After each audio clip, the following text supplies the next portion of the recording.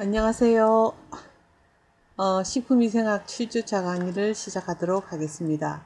지난주에는 아마도 소리가 조금 적어서 여러분들이 잘 못 알아들었다는 얘기들을 제가 들었습니다. 그래서 이번 주에는 조금 목소리를 크게 하도록, 이번 주에는 되게 중요한 부분들이에요. 이게 식품 우리가 위생학을 여러 가지 배우지만 이 식품 위생학을 배운 전체의 하나의 어떤 거 뭐라 그럴까요?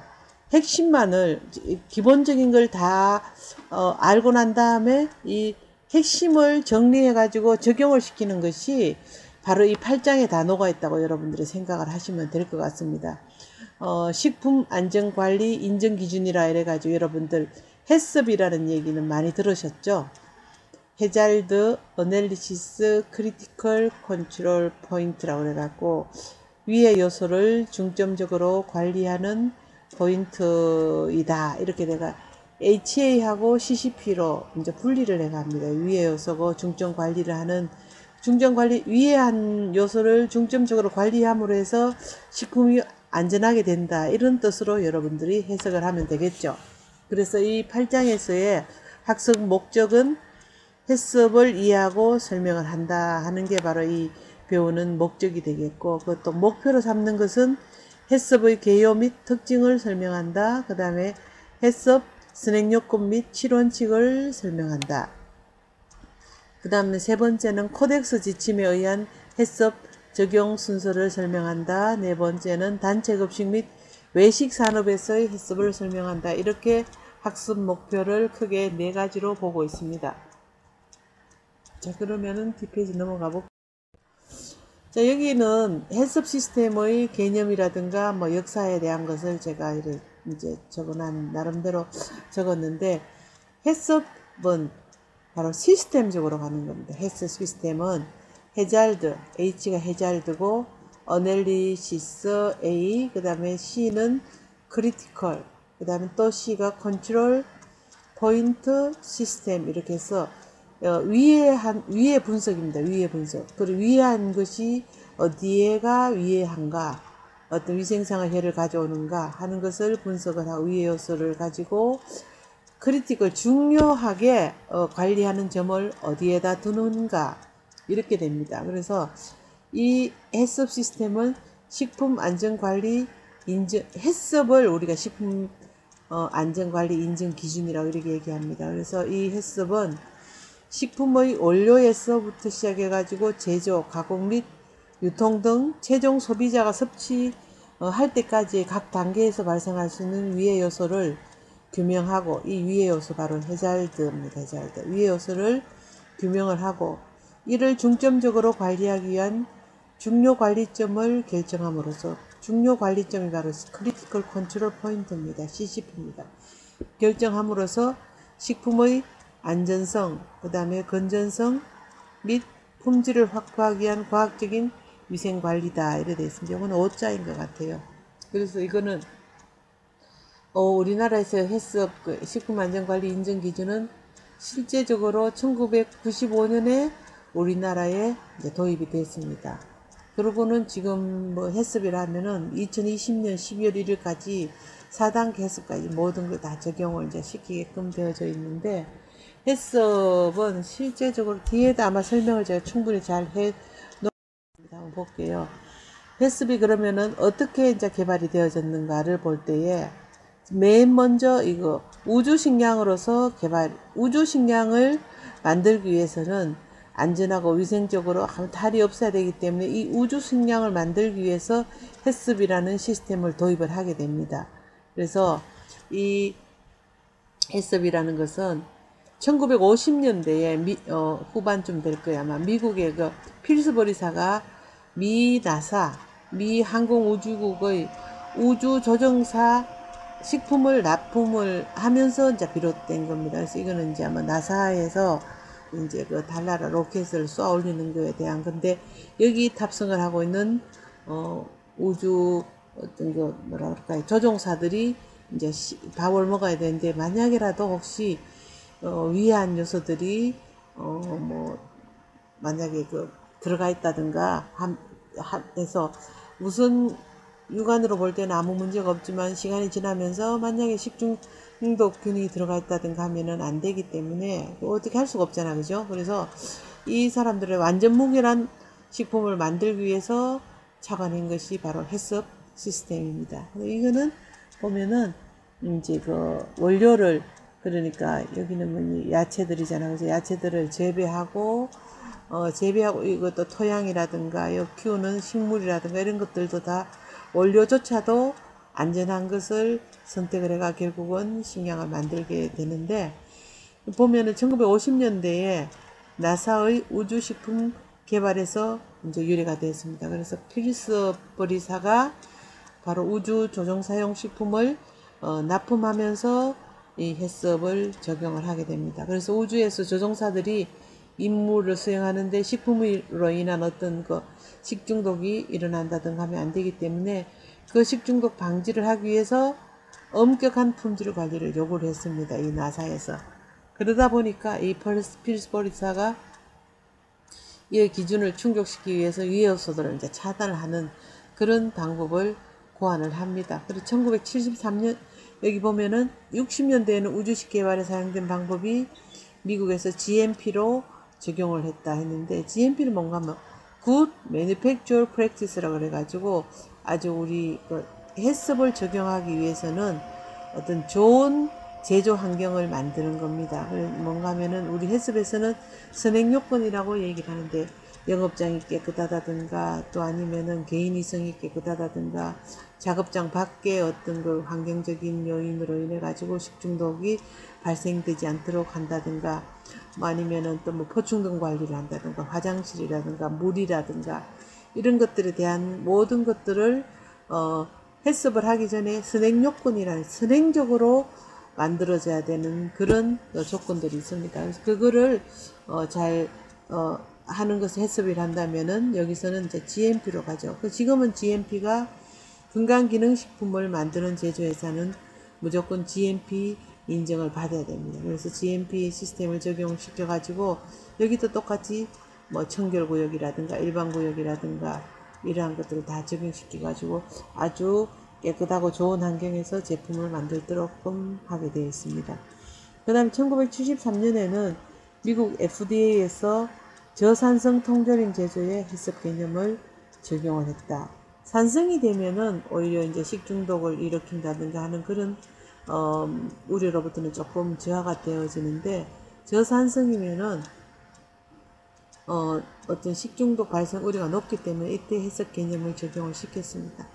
그 다음에 85년도에는 미국 국제식품미생물위원회에서 해썹 실원칙을 제시를 하고, 코덱스는 국제식품규격위원회입니다. 여기서 이제 해썹을 채택을 하게 돼가지고 전 세계적으로 적용을 시켜주라고 얘기를 하게 됩니다.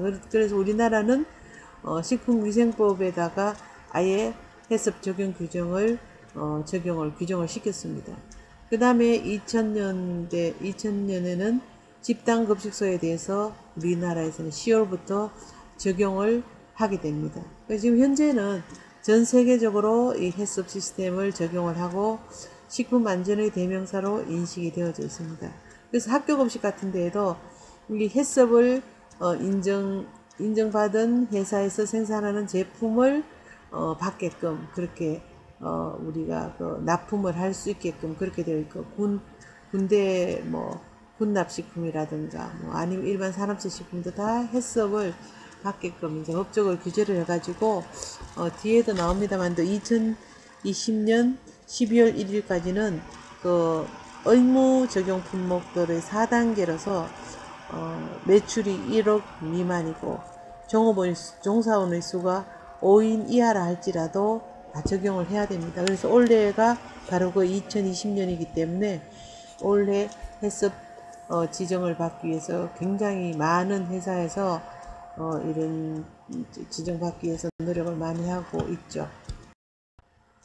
자, 여기 보면은 해썹은 연역입니다. 그래서 이 해썹은 뭐 식품안전관리 인증 기준이라 이렇게 이제 풀어서 말을 하는데, 그러다 보니까 예전에는 식약처에서 이제 이 해썹 인증을 주는데 지금은 식약처에서 직접 주는 것이 아니라 그 전에 보건산업진흥원이라는 곳이 식품안전관리 인증원으로 바뀌어 버리면서 전국에 이제 본사는 물론 대전에 있고 지원들이 다 이제 뭐 서울 지원, 뭐 경인 지원, 대전, 뭐 충남, 뭐 경상도, 부산 다 이렇게 지원들이 있습니다. 거기서 각 지방의 식품회사들에 대한 인증을 주게 되고 3년에 한 번씩 재인증을 하게 됩니다. 그러면은 그 다음 해하고 그 두 번째 해에는 식약처에서 사후심사를 하게 됩니다. 그렇게 하는 기준이 있는데 아마 여러분들이 조금은 무슨 말인가 하는 생각을 할 수도 있기 때문에 이 해썹은 사실 실제적으로 굉장히 깊숙이 폭넓게 알아야 될 부분들이어가지고 제가 쭉 설명을 하다가 아마 여러분들이 이제 설명을 듣다 보면 좀 이해되는 부분도 있고 안 되는 부분은 이 해썹 관련돼 가지고 이제 뭐 인터넷이라든가 쭉 보면은 굉장히 잘 풀어져 있고 뭐 식약처 홈페이지에 들어가도 설명들이 잘 되어져 있습니다. 여기 보면은 1995년에서 2000년 태동기에는 이제 어떻게 되었는가 했을 때에 위의 요소 중점관리 기준 법적인 근거를 신설했는 것이 식품위생법 제32조 2항에 이제 법적 근거를 신설해서 해썹을 이제 만듭니다. 그리고 56년에는 위의 요소 중점관리 기준을 고시로서 제정을 하게 됩니다. 그 다음에 2000에서 2012년은 1차 의무 적용, 2002년 의무 적용을 하는 법적인 근거를 만들고 그게 바로 식품위생법 48조 제2항에 나오는 해썹을 꼭 지정받아야 되는 그런 대상 품목들을 지정을 하게 됩니다. 이 법 48조 제2항의 시행 규칙으로서 대상 품목을 지정을 하게 되죠. 그래서 먼저 어묵류라든가 냉동식품, 피자류, 만두류, 면류, 그 다음 냉동수산식품 중에서 어류, 연체류, 조미가공품, 빙과류, 비가열 음료, 레트루트 식품, 배추김치. 이 배추김치는 2014년까지 의무 적용을 다 끝냈습니다. 그래서 2014년 12월 1일까지 배추김치는 매출이든지 종업원의 수든지 상관없이 무조건 다 의무 적용을 했기 때문에 지금 시중에 유통되어지는 제조 가공된 배추김치 같은 경우에 그러니까 제조 공장을 통해서 나는 경우에는 모두가 다 배추김치는 해썹을 인정을 받았습니다. 근데 그 외에 기타 김치, 뭐 물김치라든가 총각김치, 파김치, 뭐 순무김치 뭐 이러한 것들에 대해서는 각자 그 식품인 이제 기타 김치를 해가지고 의무 적용은 되지 않고 않는데 대부분의 김치 공장에서는 이 다른 기타 김치들도 생산 라인에서 뭐 세척 공정이랄까 그 다음에 풀쏘기 공정, 금속 검출 공정이 비슷하기 때문에 해썹 인정을 받아가지고 운영 중에 있는 데가 많습니다. 그 다음에 2012년에서 13년 동안은 차등 관리를 하는데 해썹 정기조사평가 차등관리제를 도입을 하고 그 다음에 의무 적용하는 것에 대해서 2차 의무 적용인데 어육 소세지라든가 1차는 어묵류고 여기 2차 적용하는 데는 어육 소시지 그리고 생선살을 가지고 소시지를 만든다든가 과자 캔디류, 음료류, 빵류, 떡류 뭐 이렇게 해서 적석 섭취 식품까지 2차 적용을 하게 되고 2015년서부터는 원스트라이크 아웃제라고 해갖고 이 원스트라이크 아웃제는 잘못하면 예전에는 뭐 경고를 한다든가 감점을 한다든가 이랬더니 지금은 하나를 잘못하면은 무조건 바로 이제 인정을 취소시키는 그런 제도가 됐는데 이때 식중독 사고가 크게 일어나면서 해썹에 어떤 제대로 적용을 했는 업체가 제대로 잘 적용을 하지 못하고 운영을 허술하게 한다든가 하면은 이 원스트라이크 아웃제를 시행해 가지고 바로 적용을 시켜버리게 됩니다.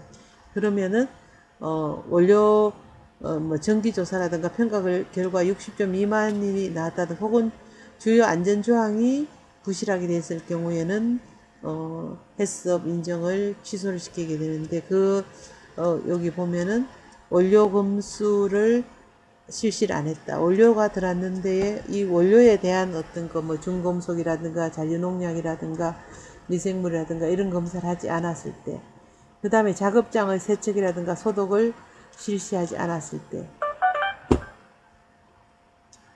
그 다음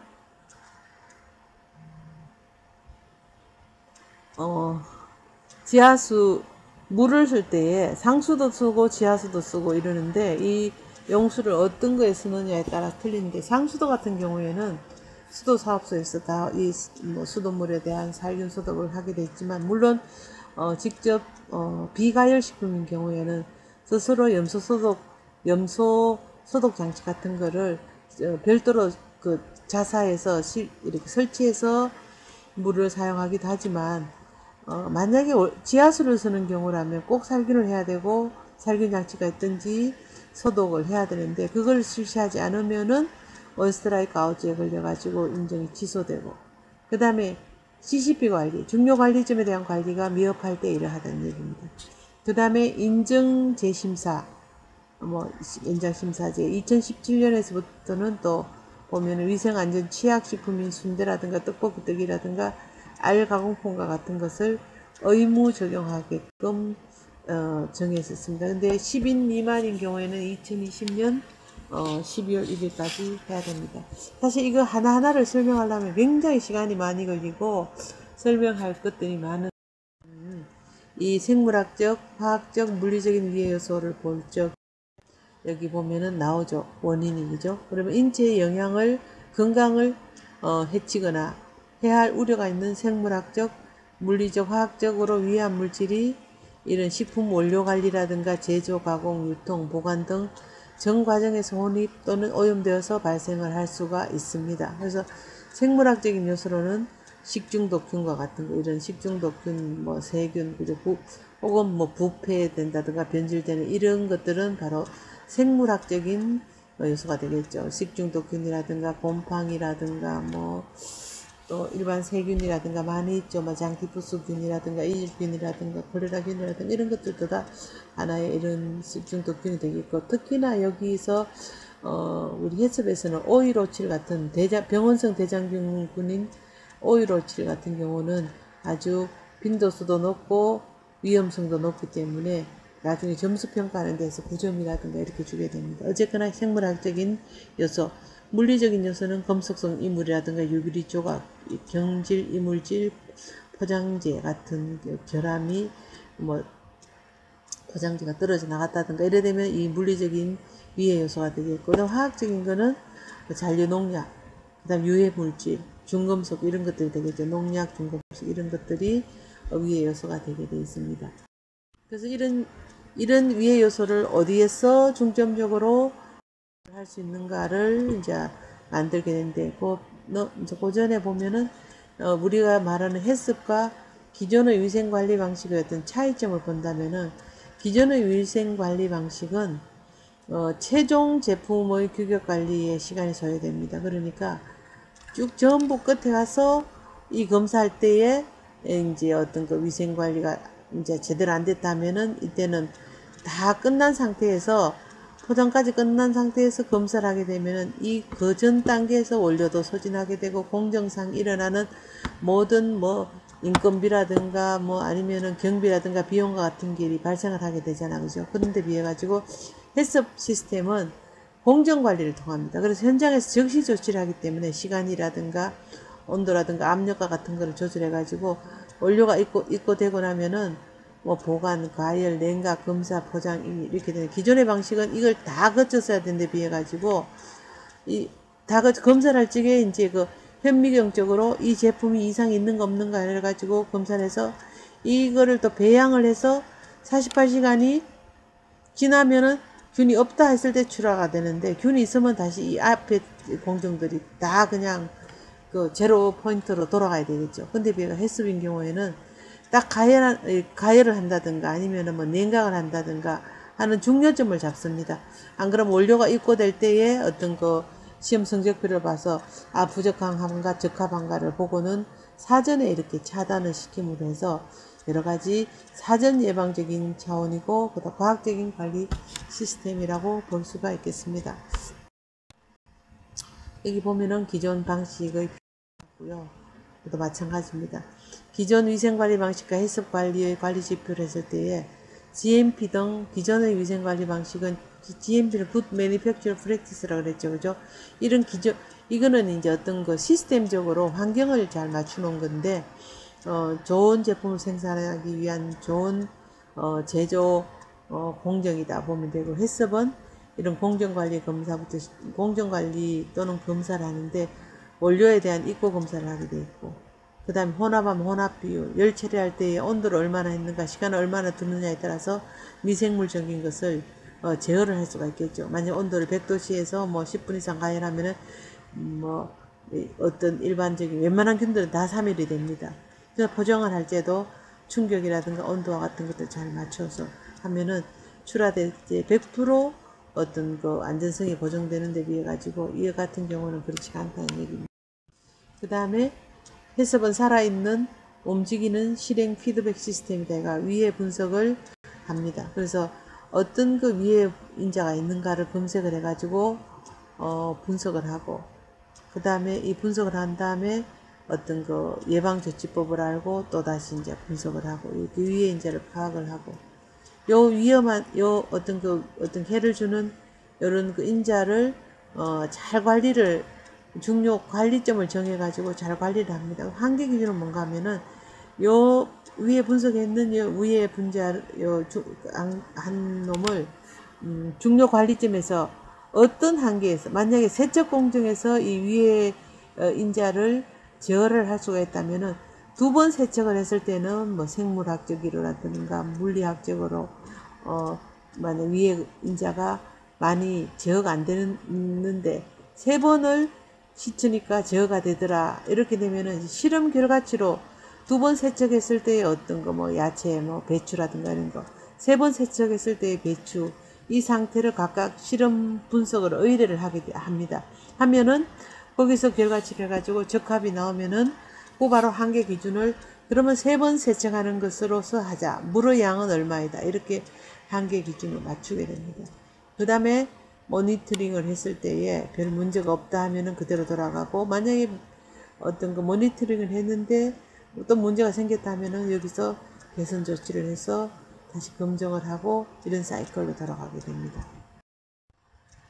그 다음 해썹으로 인한 윈윈의 어떤 사회 구조가 되겠죠. 그래서 소비자라든가 구매자는 해썹 인정이 되면은 제품에 대한 그 신뢰성이 쌓여가지고 소비자는 구매를 하게 되고, 또 식품 기업이라든가 관련 기업들은 제품의 신뢰도를 향상하기 때문에 잘 판매가 될 수 있겠고 제품 경쟁력이 있을 수 있고, 그 다음에 정부에서는 또 식품 기업을 효율적으로 관리하고 하기 때문에 국가 경쟁력도 또 제고하고, 해썹 인정 관리를 통한 식품 기업의 안전관리 강화가 이뤄되고 국가 경쟁력이 제고가 됩니다. 그래서 이 해썹은 우리나라에만 적용되는 것이 아니라 세계적으로 적용되는 시스템이고, 또 여기서 뭐 ISO 22000이라든가 이런 자율적으로 또 인정하는 것도 있긴 합니다.